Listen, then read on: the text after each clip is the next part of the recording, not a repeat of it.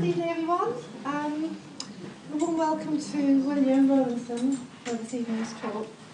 William's a very old friend and colleague of mine from the University of Kent up the hill, where we spent some time, the last couple of years that I was working up at Kent. We ran a group called the Centre for the Study of Myth, which met regularly on Friday afternoons and would discuss all the weird and wonderful things that we're now doing on the MA.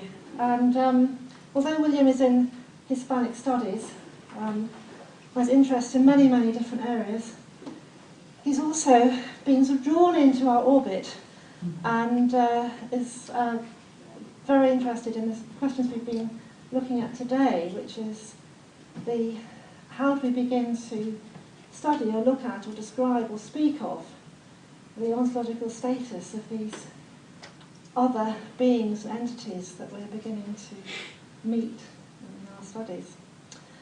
And in 2011, William and I convened a conference at the University of Kent, which is the last conference we did at Kent, called Demonic Imagination and Uncanny Intelligence, which produced this book, also a little bit of advertising for you, which is about 28 essays exploring different aspects of this other intelligence that we call daimonic, and the use of the imagination, involvement of the imagination, and how we know such things. So tonight we're going to talk about psychedelic elves and other creatures. So, over to you. Thank you very much, Angela. And there we are. Well, that's it then. Thank you. Thank you, Angela, and thank you, Jeffrey. It's lovely to be here. It's also so lovely to see the whole programme running and being so successful, because I know how hard Angela and Jeffrey worked to get the whole project up and running, and it's a great pleasure to see it thriving, flourishing, and long may it continue. So, so thank you for coming along this evening. It's lovely to see so many people. I'll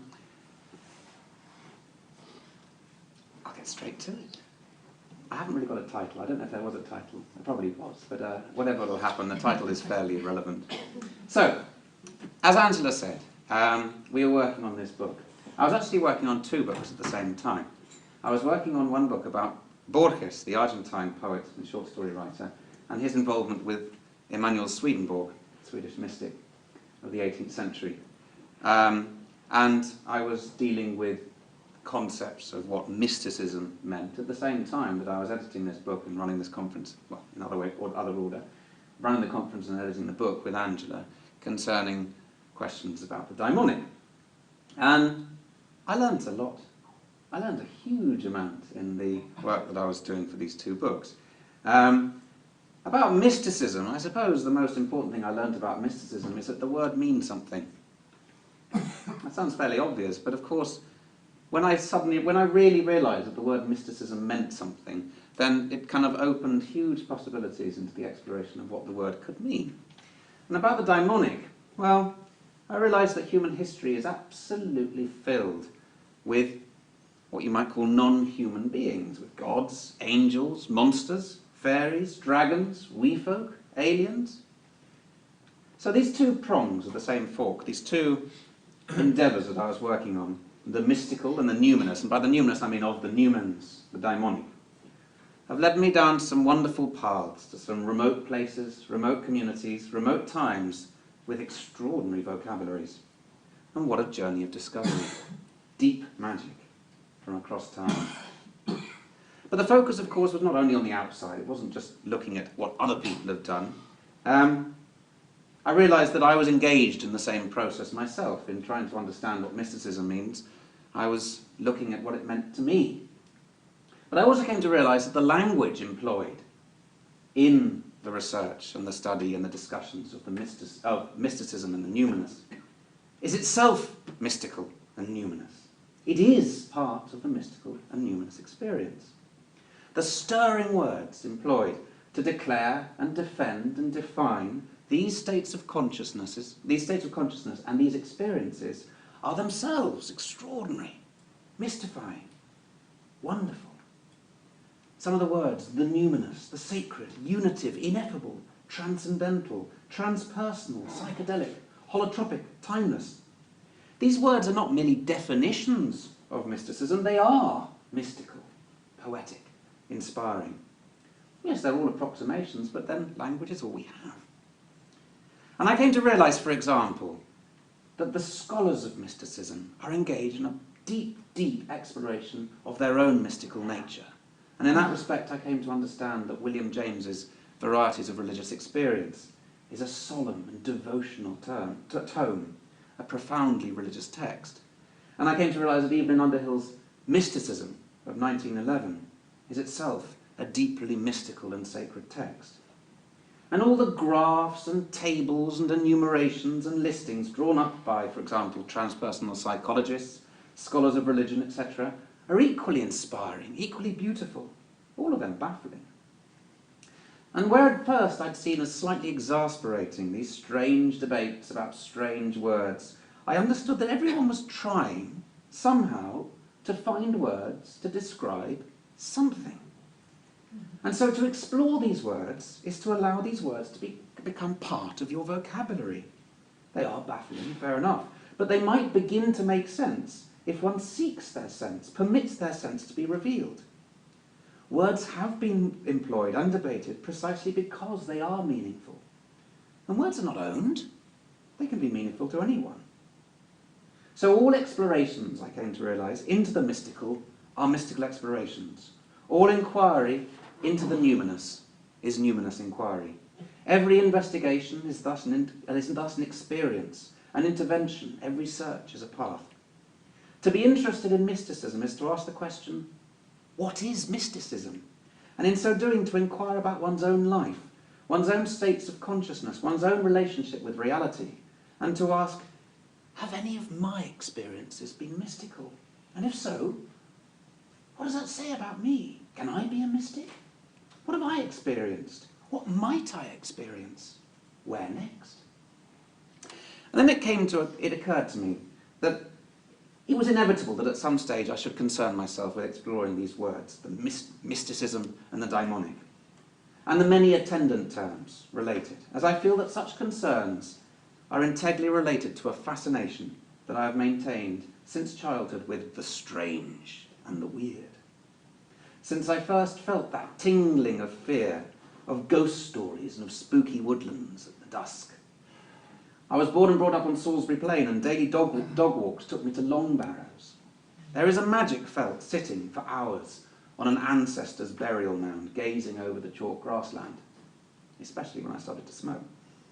I devoured the books of Arthur C. Clarke and Colin Wilson, and night after night I pored over images of lake monsters, mystery big cats, Bigfoot, alien visitors, Foo Fighters and other UFOs, ghostly apparitions, lost pyramids, the Nazca lines, colossal stones, Victorian ectoplasm, and self-combusting old ladies. And I still have the Brian Froud and Alan Lee beautiful book, Fairies. I don't know if anyone knows the book. If you don't, look out for it. It's wonderful. And in the fields, near where I lived, on the chalk downlands, on the escarpments leading off the plain, began to break out in these mysterious glyphs and circles that still beguile me every summer. And even more beguiling is this extraordinary debate that you may have come across as to whether the crop formations are real or fake. Real means they're made by aliens. Fake means they're made by people. Isn't that wonderful?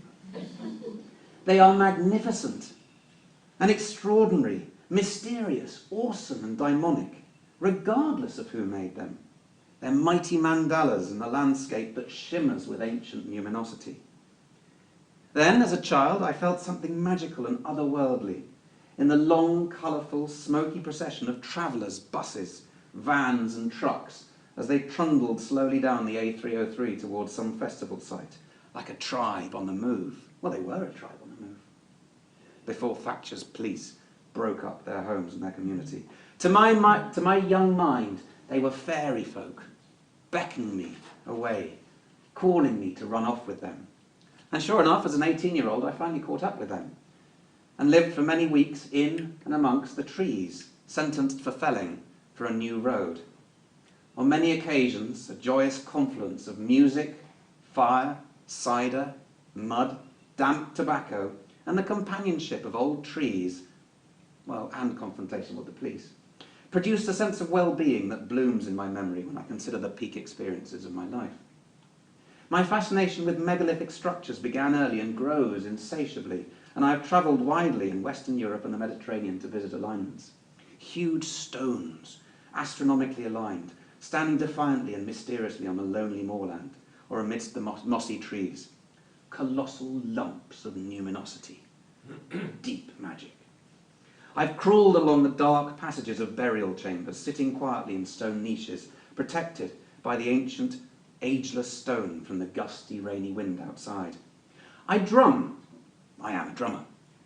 And I explore the dazzling inner landscape presented by solitary and group rhythms. I evoke images from my childhood, a beech tree and a tunnel, to travel up, up, up, and down, down, down, guided by the drum and the rattle. Yes, you see, all of this is connected. This is why I'm reading and writing these books, and having these debates, discussions, and conversations, especially with children.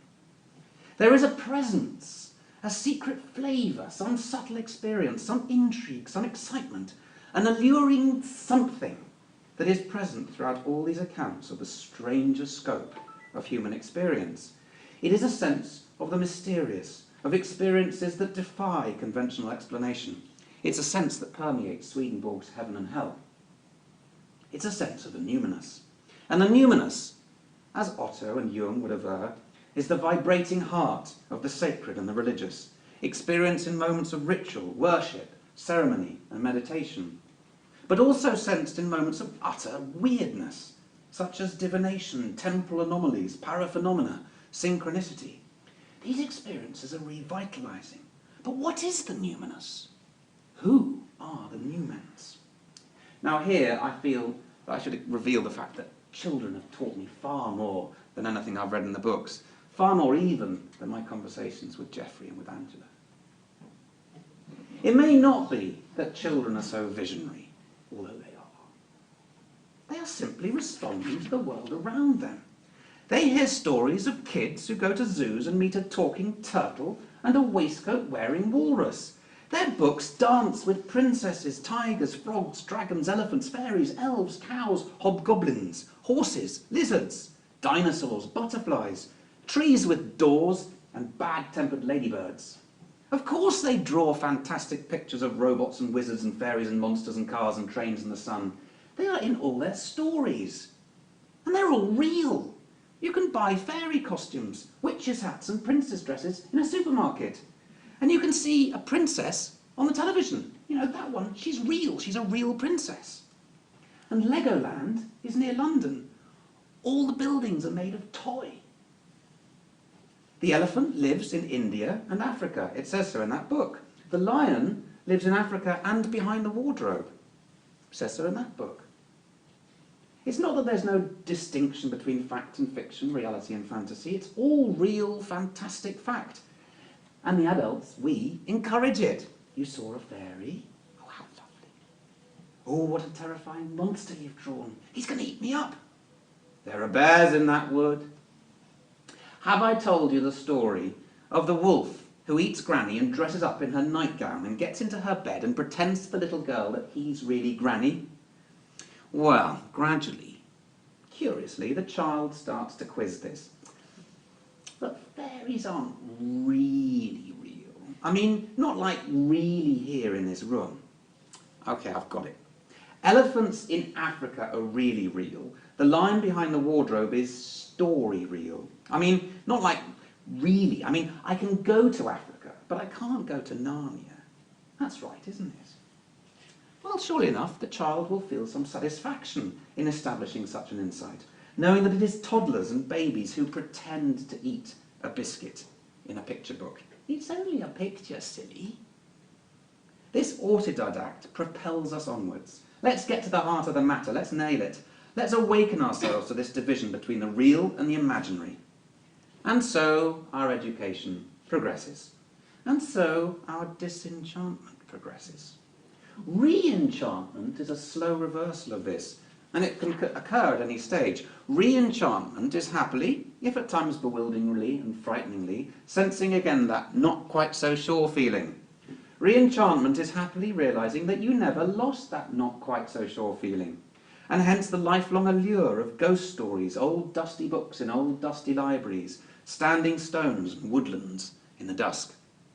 Not quite so sure about fairies, not quite so sure about angels, not quite so sure about ghosts, not quite so sure about the visions in the drum, not quite so sure about the spirit in the hillside, not quite so sure about the friendship of a tree, not quite so sure about the spirit of the hillside when there are plans to cut down the trees and build on the fields, not quite so sure about the friendship of a tree when sensing it might be cut down, not quite so sure about so much more, because being not quite so sure makes the sense of not quite so sure grow. And he realised that nobody has entirely lost that not quite so sure feeling. In fact, libraries, churches, homes, schools, shops are bursting with magic, fairies, angels, archangels, witches, princesses, goblins, strange powers, possessions, monsters, aliens, hauntings, healings and hexings, ghosts, ghouls and ghoulies. Re-enchantment is happily realising that you have to be quite odd not to have that not quite so sure feeling. And what is real is what is meaningful. A monster is more real if more meaningful, less real if less meaningful. And the monster may be human or non-human, in real life or in a story. What is important is the meaning invested in the monster's power. Indeed, this is a strategy for survival. A shaman meets a monster in the lower world and pulls an uglier face than it. Deny it its power over you. Form an alliance with it rather than cower before it in fear. Max. Ha! No input is detected. Now we're in. It was working just before I tried this. There we are. No, we're there. We're happy. Max, the hero of Maurice Sendak's Where the Wild Things Are, does precisely this. He dresses as a wolf, acts wildly, and is banished. He journeys across oceans and across time to the land of the wild things. And when he came to the place where the wild things are, they roared their terrible roars, and gnashed their terrible teeth, and rolled their terrible eyes, and showed their terrible claws, till Max said, "Be still!" and tamed them with the magic trick of staring into all their yellow eyes without blinking once. And they were frightened, and called him the most wild thing of all, and made him king of all the wild things. Max's power over the monsters is such that he can sit on their shoulders and dance the wild rumpus, the most empowering dance I can imagine. In the book that Angela and I edited, I encountered beasties I'd never encountered before. I thus awakened sleeping beasties. If we name a forgotten Newman, it's no longer forgotten. Some still, though, remain merely a historical curiosity. They're certainly not frightening unless we are frightened by them, in which case they resume their meaningfulness and their monstrosity. A monster that is not a monster, that is not monstrous, is not a monster. Don't feed the beast, he'll grow. The Newmans only have the power that we invest in them, which is the power that they invest in us. If the god is vengeful and terrifying, it's because there's a part of us that needs vengeance and fear, a part of us that is vengeful and terrifying. My 3-year-old daughter and her little friend ate the cake and tasted the dram of sloe gin offered to a figurine of the saint, La Santina. Should I be cross? Of course not. This is not the place for solemnity. Would the saint mind that the 2 little girls took her offering? Of course not. How could she? She's a saint. I visited a number of years ago, when I was about 18, El Valle de los Caídos, which, for those of you who don't know, El Valle de los Caídos is in the mountains to the north of Madrid, built by Francisco Franco as a memorial to those who died in the war, but basically to those who died from his side in the war, because he had the Republicans build it, and those who died in the construction, of which a great many did, were buried in the walls of the cathedral. This mountain is hollowed out, and there's a long, long cathedral with lots of black marble. Now, the question is not whether I was or wasn't feeling the spirits of the dead Republicans walled up in the walls. What is important is that the building is a home for pain. As you walk in these big niches, these enormous black angels, they're not my angels. They are cruel, judgmental, morally superior. They terrified me. I could do nothing with them. I could not transform them. I could not love them. They didn't love me. I ran out into the beautiful frosty sunshine of the mountains. I hated that place. I've never been back.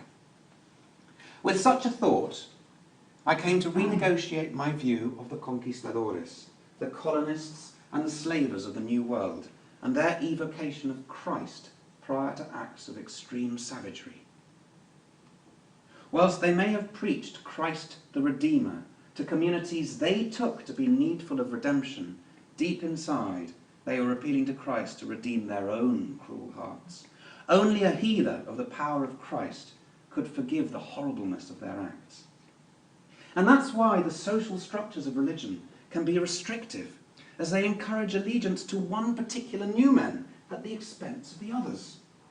After an education in which I was taught that God was some stern disciplinarian, even more powerful than the headmaster, and that his son Christ demanded subservience, it took many years for me to recognise the beauty of Christ as a healer, a teacher, a forgiver. There's no need to declare myself Christian, no need to sing those miserable psalms. Christhood is a possibility within us. Buddhahood is a possibility within us. Buddha teaches us to live calmly in this mad world and not to assume that we will not suffer. So, for those of you who feel, monotheism, enlightenment, industrialization, modernity, they haven't put paid to our gods. Our gods are as alive as they've ever been. Disenchantment is never total. My eldest daughter, for example, she realised, just this Christmas gone, 6 months ago, 5 months ago, she realised that the Santa Claus in the shopping centre is just a guy dressed up. But this is the best thing. He was a fake, because he's not the real Santa. I overheard a mother at Christmas in a shop telling off her child, if you do that again, Santa won't bring you any toys. So who is this Santa? He is the numen invoked as the present giver, but who can also withhold presents for bad behaviour. There is a saint for every day of the year in Spain, and the saints are numens. Again, I was walking with my daughters into town and we saw a little girl dress up as a princess. My daughter says, I said, look, there's a princess. She goes, no, she's not a princess. She's just a person dressed up. And I said, well, that's all that a princess is. It's just a person dressed up. We're all avatars of ideas. I'm the avatar of a man, I suppose. We had an Easter egg hunt recently for a crowd of kids. And one of our friends, curiously, the same one who pilfered the saint's cake and the slow gin, she came dressed as the Easter Bunny. She wasn't dressed up as the Easter Bunny, she was the Easter Bunny. Joseph Campbell would have loved our world. My friend Cameron told me about visiting Graceland. Loads of pilgrims dressed as Elvis, visiting his shrine. Long live the king! Halloween! Zombies! I can continue. We live in a world alive with numens. But of course we do. We learn to separate the lion of the savannah from the lion of Narnia. We do not expect to find the Minotaur in the maze of Hampton Court or at Longleat. So I came to think, are some imaginary beings more real than others? Are Swedenborg's angels more real than Bilbo Baggins? Am I more real than Oliver Twist? Ridiculous questions. Who is more real to you? Who is more meaningful, more a part of you? I mean nothing.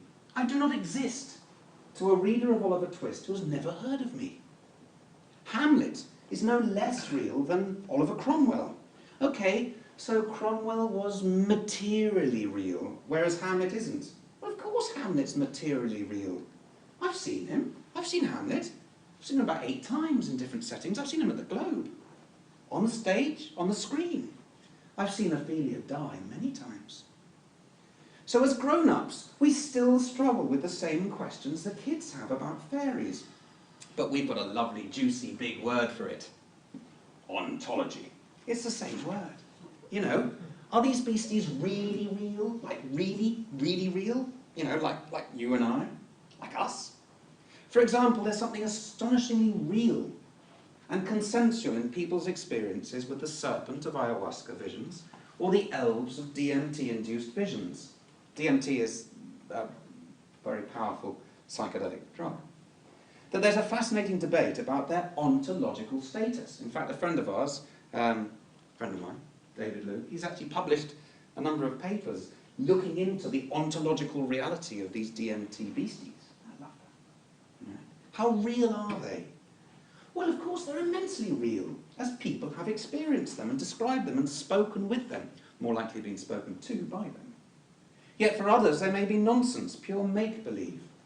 They are both real and make-believe, and yet neither real nor make-believe. Are they real, or are they make-believe? And the answer is yes.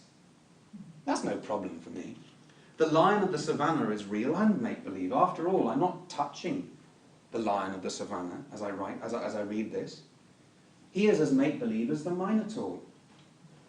But then there is a sense, as I read, that of people's description with the DMT elves, that their lives carry on when they're not being observed. That's to say, people describe with DMT or with the ayahuasca experiences that they appear to interrupt activities already taking place, that they've stumbled into an elven engagement rather than created it. This is a sense with Swedenborg's angels. He meets them, greets them, talks with them, and then leaves them. The angels have jobs to do regardless of Swedenborg's presence. I think this is a compelling question, especially when presented with the dazzlingly real accounts of these entities. Now, in the Red Book, Jung strives to account for Elijah and Salome as aspects of his unconscious.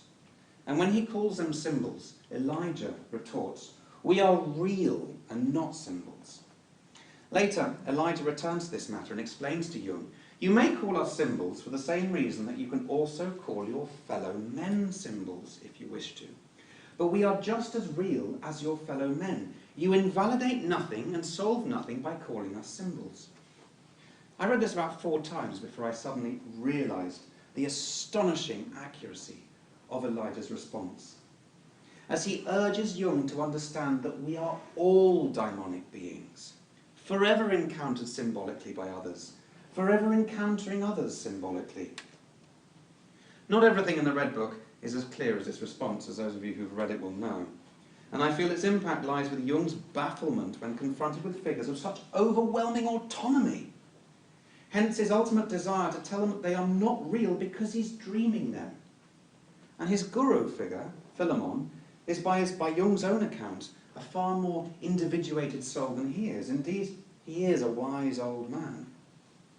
Jung clearly understood in his dealings with Philemon, with Salome and Elijah, so dazzlingly illustrated in the Red Book, that there is something utterly beyond our consciousness that is nevertheless part of our consciousness.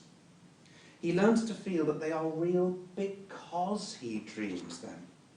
And in this sense, Jung moved from asking whether he had dreamt of his father or whether his father had visited him in a dream, to concerning himself with what his father had to say. What does a dead relative have to say? What are those elves saying? What were those angels saying to me? What do we seek with them and they with us? Listen to the voices. Do not pathologize them. Do not pathologize yourself. Curiously, this is a well-reported feature of ayahuasca encounters. Don't be so astonished by us, say the elves, the serpent, the jaguar, or the luminous woman. Listen to what we have to say.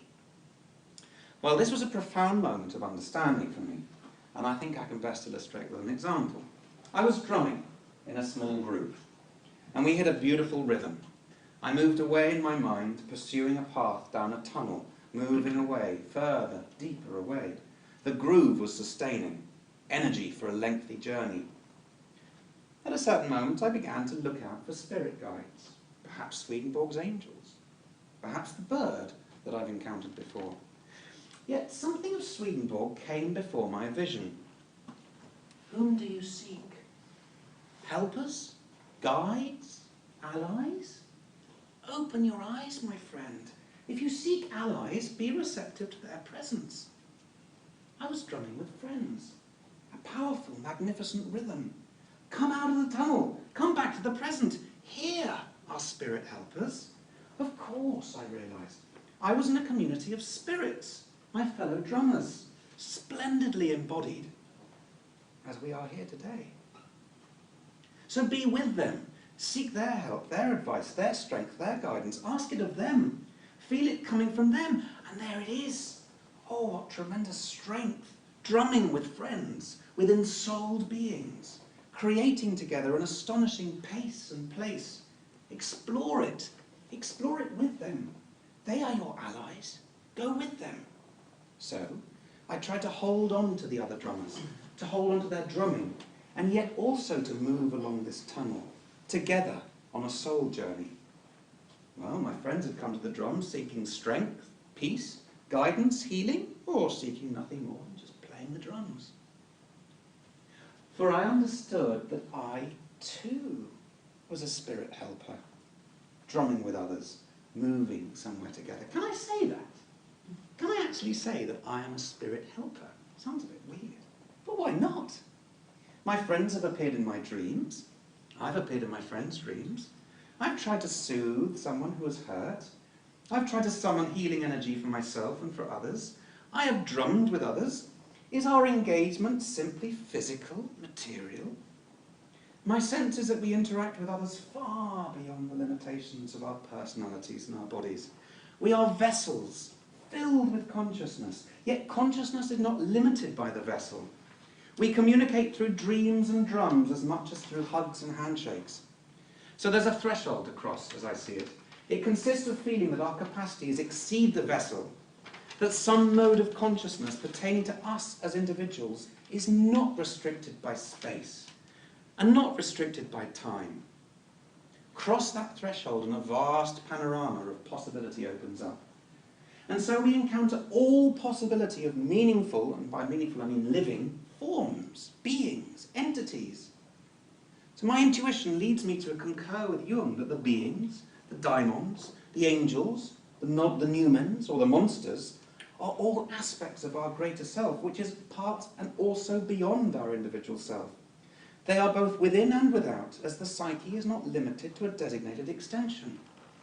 And in this respect, the entities are not so much created by the imagination as encountered through the imagination. The encounter is the result of a creative process, which gives form and context to a formless force. And in this respect, the daimonic beings, the numens, are autonomous, and they are conscious. They are figures of the unconscious insofar as it is through the deeper strata of the unconscious that they may be encountered. But so we encounter ourselves and each other through the deeper strata of the unconscious. Consciousness gives form to consciousness. Consciousness participates in consciousness. We give form to each other and to ourselves. We invest in each other, shaping, moulding, forming the contours of self, personality, and the body.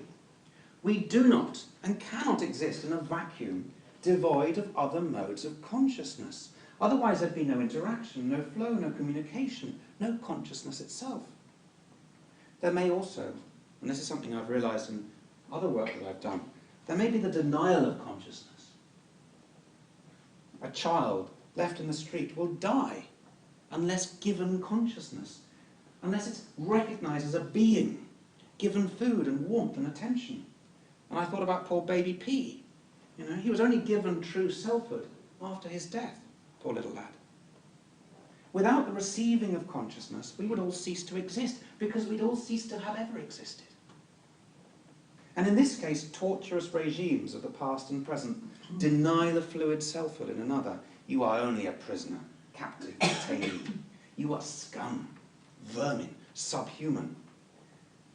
This seems like draining somebody of consciousness. This is the tragic backdrop of modern conflicts. This is Sartre's L'Enfer. Garcin, in Sartre's play Huis Clos, I don't know if anyone's familiar with that, it's called No Exit in English. Garcin will be a coward for eternity in hell, unless he and his two companions in hell can forget his cowardice and allow him to move on, which they don't, and which they won't. So perhaps we can forget his cowardice. Let's say it. Garcin, you're not a coward. Move on, my friend. The end of the play, I suppose. This is the geography of Swedenborg's hells. The angry man becomes anger. The guilty man becomes guilt. They become imprisoned. But this is also the geography of our world. The cruel man is cruelty. The murderer is murder. So I envisage consciousness flowing into form and both giving form and being shaped by form. A friend, who by day is mostly defined by his physical form, has often appeared to me in night visions as a bear. He need have no awareness of this. I, more than he, gives him bareness. Shamans may shapeshift. Witches were persecuted for taking animal form, and their animal familiars were hurled into the same flames for assuming human intelligence. It was the inquisitors, the witch hunters, who shape-shifted the women into demons and cats. Scientists are still desperate to prove or disprove how one twin may suffer the pain of the other twin across great distances. Why the mystery? Neither twin is bound by their physical form in a specific time and location. Their consciousnesses are entangled, perhaps more entangled than most. And a reflection on this matter is often considered taboo. It raises eyebrows. Is laboratory proof really necessary as evidence? What does our experience tell us? Is there something really transgressive about this? That we are more than the vessels that carry us? Well, I pondered over this deeply in the company of my favourite chestnut tree. Does this tree, I thought, have consciousness in and of itself? Well, probably not. But then do I? Can I conceive of human individual consciousness devoid of other human consciousness? My conscious form is a continual process of interaction with others. Without investing in others, how would I invest in myself?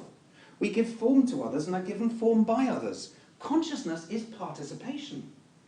So therefore, the more I invest in this tree, talk to it, listen to it, sing to it, meditate with it, the more the tree invests in me, talking to me, singing with me, meditating with me. And in fact, I'm evoking tree consciousness now as I talk. It seems not a matter of faith, nor credulous New Ageism to recognise that our sense of self and our sense of others are a perpetual ebb and flow of consciousness.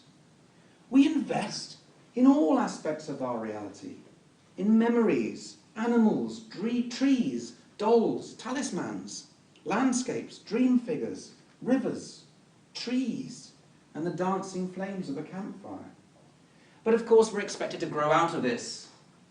We're expected to grow out of investing consciousness in a doll, yet we still do. We still do talk with dolls, if only to keep a child happy. Which is to keep us happy? Which is to keep the doll happy? It seems easy for us to deny tree consciousness, and hence the readiness to fell trees. I think about the Newmans that surround my life, and I found that over the last few years, the figure of Robin Hood has become ever more meaningful and more attractive to me. Outlaw, woodbound, a spirit of the trees. Until recently, I'd paid little attention to these descriptions of DMT elves. But, for many years, I've invested tremendously in the Moomins. I don't know if any of you are familiar with the Moomin. They are more real to me than the DMT elves because they are more meaningful. Part of me longs to be Snufkin, the contented wanderer, yet part of me recognises myself in Moomin Troll, the cautious warrior. And as the years pass, I sympathise ever more with Moomin Papa's refusal to be disenchanted. I, along with countless other readers, invest the Moomins with life, as they invest in us. Snufkin wanders south for the winter with his flute, tobacco and pipe, and returns to Moomin Valley when the winter snow is melted. Mythic lives are played out in literature. Spring, it's blossoming all around us. Snufkin should be back soon, I hope.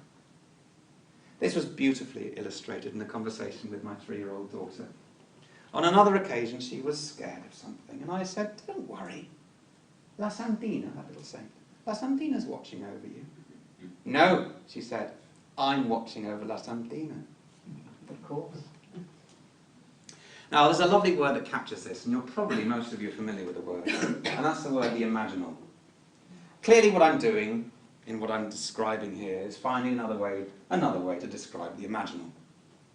The imaginal is this liminal land of enchantment that bridges the material and the psychic. It is, as James Hillman so merrily describes, the expression of the heart and of the soul. It is the landscape populated by numens, by gods, monsters, and daemons. The imaginal relates to a dismantling of the hard division between an external material reality and an internal psychic landscape. However, whenever I try to explain the term, I feel that I fail, as its fluid essence spills from our language. So I'll try and express it through illustration. On my first experience of journeying to the lower world in a shamanic ceremony at Angela's house with our friend Zoe, about 3 years ago now, I gazed at tumultuous images behind my closed eyes for the duration of the drum rhythm.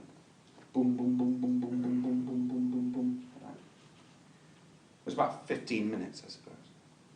And then we later described our visions. And when I was describing my vision, I was kind of a little bit underwhelmed, really. And I recounted that I'd seen a sort of tunnel. I'd kind of floated in and out of the tunnel.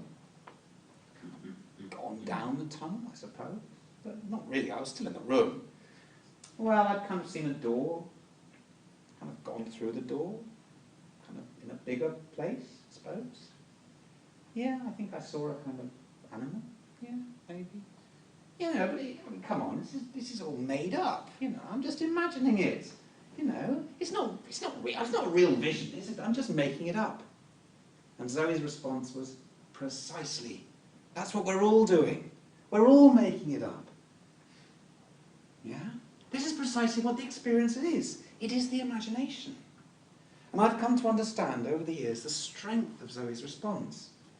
The perceptive power of the imagination is at the heart of the language of mysticism, of religious and magical practice, of the numinous and of enchantment. The psyche is far less constricted by the limitations of matter than we are educated to believe.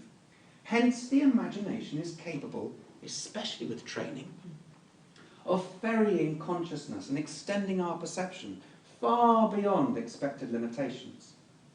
Hence, this shamanic vision is not simply fantasy. It is a mode of perception imbued with the limitless scope of fantasy. Another way to think about, for me, the imaginal is the fact that, for me, it is generally woodland bound. I enter the woodland on foot and in reverie.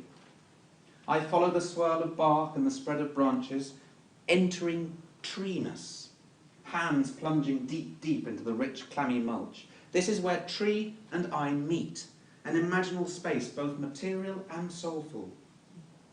The trees have taught me masses about the boundaries between life and death, new trees growing from old branches and old roots. My woodland is thus real and imaginary, mapped and fantastic, true and false. It is a fiction, it is a fact. It grows in the landscape and the inscape. It is both matter and psyche. And yet so educated are we in this division between matter and psyche that we accommodate only very reluctantly any indication that they may become intertwined in this imaginal landscape of dreams, fantasy and desire. And above all, the imaginal is the meaningfulness of art and the resonance of myth. So, consciousness congresses around meaningful forms. Joseph Campbell, whom I already mentioned, nourished on Jung, would describe these forms as the archetypes of the hero's journey. They are essential character matrices encountered in dreams, myths, tales, novels, poetry, theatre, film, that's to say, our lives. They are meaningful because they are germane to people, events, episodes and landscapes of our lives. They are, as Borges would suggest, necessary monsters. They sing to our imagination. Imagine, for example, the tarot. And here I'm just evoking, for the sake of argument, the Marseille deck. The first card of the tarot, l'humain, the fool, is off, briskly, energetically and rashly, on his or her quest. He or she may be the hero, every man, each of us. She may receive magical help or learn from le bateleur, the magician. She may be guided or rebuked, the same thing. By religious or secular, the same thing, authority. Her fortunes will soar and plummet, the same thing. She may have her world turned upside down and be hung by her ankle. She will no doubt encounter death. She will be tricked or helped, the same thing, by the wily devil, and so on. She may meet old Greybeard, the hermit. Indeed, she may meet him in one of his many avatars as Merlin, Gandalf, Obi-Wan, or Dumbledore. The tarot is simply a story. It is as magical as we choose to make it. And it's fluid. Each user of the tarot makes the meaning himself. Now, for example, my youngest daughter, on a few occasions, she's seen the tarot card, Le Pendu, the man who's hanged by his ankle. And she just turns it straight upside down, straight away. In fact, she makes it very clear to me that I'm the one who has him upside down. I'm the one who has him the wrong way round. Look, he's dancing merrily in space. He's happy, he's smiling. Yeah? Who's to say that I'm right and she's wrong? No one. Now, I'm just going to evoke a little conversation I had over breakfast only about a week ago with my eldest daughter. I should have named them. Sorry, that's a bit rude of me, isn't it? Lucia is my eldest daughter, Blanca's my youngest. So Lucia said to me, Daddy, you know people say that you go to heaven or you go to hell when you die? Yeah. Well, I've been thinking about it. Well, you know, we all do a little bit of bad, all of us, and we all do a little bit of good. So, this is hell and this is heaven, right here. I was amazed by this. I said, say that again. She did. I said, this is exactly what I'm dealing with. This is what Swedenborg dealt with. This is what his whole book, Heaven and Hell, is about. Yeah? Did this just come into your mind, just like that? Well, Daddy, it's obvious, isn't it? I mean, sometimes you're happy, you're in heaven. Sometimes you're sad, you're in hell. Wonderful. Of course. Heavens and hells are here, right now. Heavens and hells are not hidden locations revealed at the point of death. They are here. They are states of the soul. They are consciousness. And that arch Newman of all, God, yeah, he's an ideal of wholeness, which the energy of our life propels us towards. Judgment is happening all the time. It need be no stern sentence. It might be just a reassuring nod from within. So Swedenborg's books, they're not answers to the question, where do we go after death? They're about realizing that we're already here. We simply move through a flimsy division of being or not being attached to a physical body, but even there it's quite unclear. As in Heaven and Hell, the book by Swedenborg, Heaven and Hell, the sensuous nature of the spiritual body appears to be intensified rather than jettisoned. Of course there's sensuousness, Swedenborg reminds us. Why should it not be? Heaven is a state of the soul. It's where you are now. And people do not suddenly change upon death. At least, they change neither more nor less than they would in life. Because life is life, whether this side or that side of death. The moment of death is not really that important. Well, of course, the moment may alarm some, perhaps because death came suddenly and unexpectedly. Perhaps they'd never imagined being able to think about being dead once they were dead. My God, I'm dead and conscious. But of course, that thought can happen at any time. My God, I'm alive and conscious. Or it may not. Swedenborg paints some souls continuing in endless, habitual spirals leading nowhere.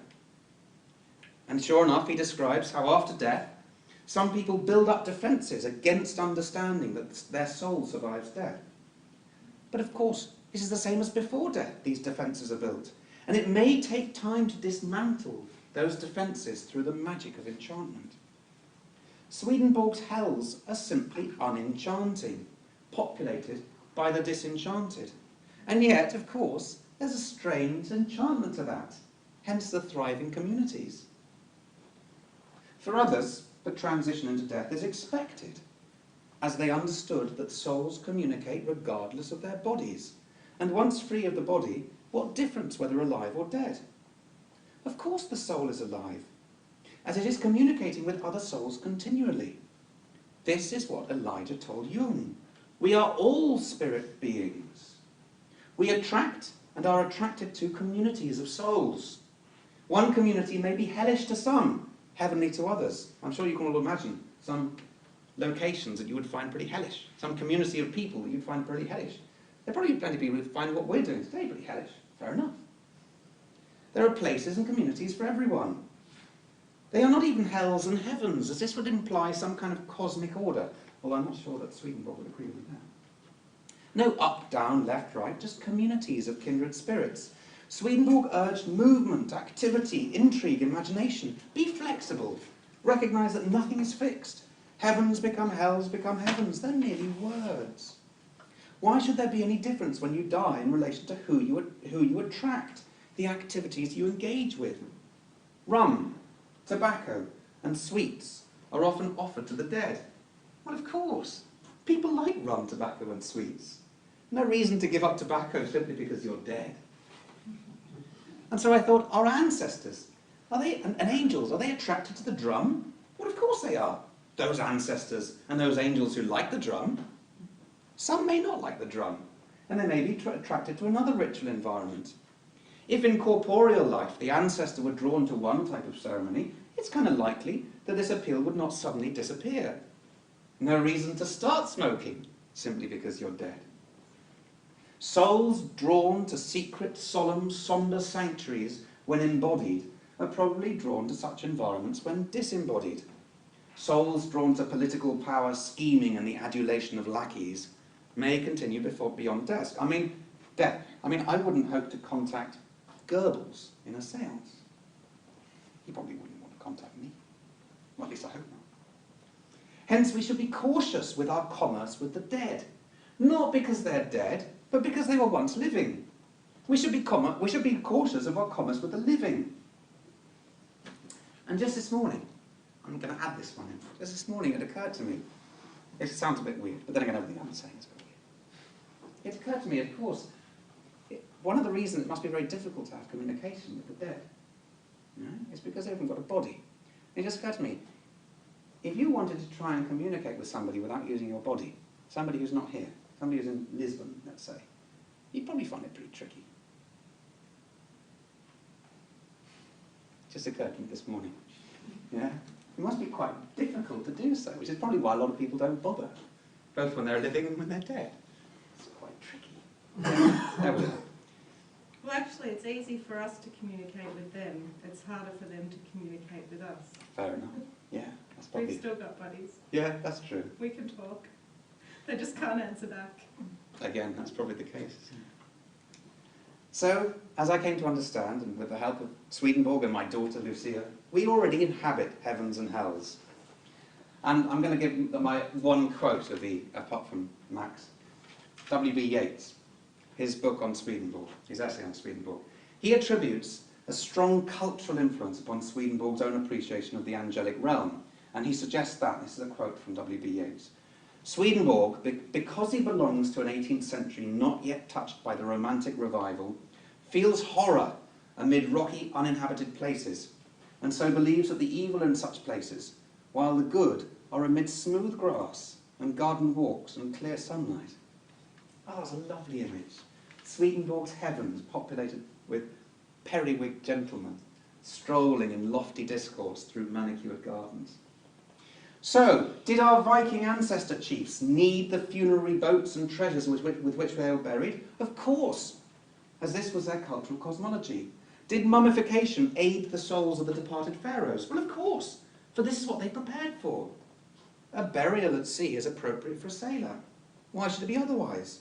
Anyone who has spent their lives in a world of conspiracy and sordid politics is unlikely suddenly to seek the company of angels upon dying. Although he might seek the company of Franco's angels. Or maybe not. Maybe they change their tastes and their interests. Why not? All is changed. We are in communication with angels and with the dead now. We discuss poets and painters, dialoguing, imagining, projecting, surmising. Communication between souls is not always through the lips. It is here. We're already here. It's not about recognizing the survival of the soul after death, but the survival of the soul now. And yet, a cautionary note. This occurred to me a couple of months ago. One need not live in a world brimming with conscious forms. The grass does not scream when you mow the lawn. Chairs, desks, the wall, the computer, fences, gadgets, mushrooms, they need not be alive, as one risks rocking reality and provoking psychic seasickness. And just as I thought we would risk our integrity and our sanity were we to love unconditionally every commuter on the rush hour train, so we require for our mental well-being material solidity. We need inert matter. An over-enchanted world would be monstrous, overwhelming. This is what is pathetic about Don Quixote, Don Quixote, in Book 2. I don't know if any of you are familiar with the book. It's the best piece of literature ever written by anyone at any time, ever. End of story. The giants, princesses, fiends and sorcerers that Don Quixote conjured up in Book 1 have now been taken up by his companions, and he with them. He cannot extricate himself from this pantomime without ceasing to be who he is.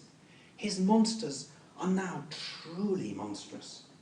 Alice, on the other hand, was able to extricate herself from Wonderland by clapping her hands. "You're nothing but a pack of cards," she said, and she went home. I often talk to a drum before playing it. I thank it for being a drum and for letting me play it. I don't have to. It's just a drum. Play it. That's thanks enough.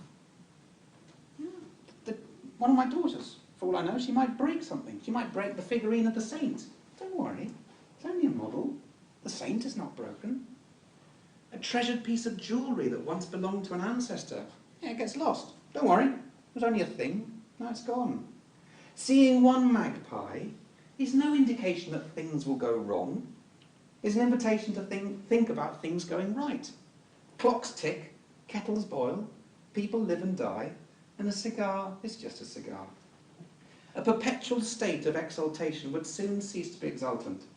Perpetual ecstasy would not be ecstatic. Perpetual rapture would not be rapturous. So that's my cautionary aspect there.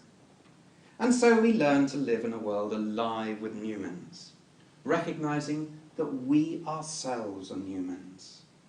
And this brings me right back to my initial revelations about mysticism. Deep exploration into mysticism is a vision quest. Strange stories around the campfire, tales of adventure, magic. To explore the numinous is ultimately to recognise that you too are numinous. You too are, for a while, the god of wrath, the goddess of fertility, the scary monster. You too are someone else's dream image. Someone else is your dream image. Joseph Campbell, again, would say that you are living mythically, that you too are aspects of ancient patterns. Your stress, anger, disappointment or sorrow mesh with the pain of all those who suffer. But so does your ecstasy. And your stories show this. All stories show this. Give the fellow a name. Call him Thor. And there are qualities of strength, valour and power. So be strong, be valiant, be powerful, be Thor. There is the fox, the wily coyote, the mercurial creature of cunning who teases and heals. Be cunning, joke, heal. Your story will be heard and enjoyed because it meshes with the stories of others, with their dreams, visions, longings, fears, loves, and joys. Muchísimas gracias.